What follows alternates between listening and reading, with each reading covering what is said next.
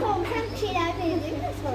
Özellikle bir şey ağaç olsa olmalı yani. Bir, bir, altı. Yaşamış.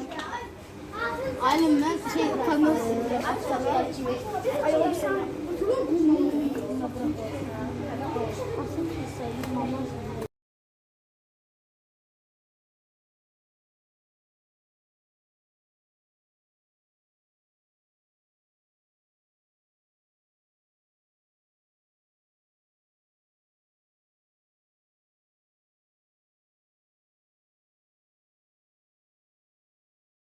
Salam, bizim riyaziyyatda istəyən layihəmiz var idi. Bu istəyən layihəsinin adresi quşlar bizim dostlarımızdır.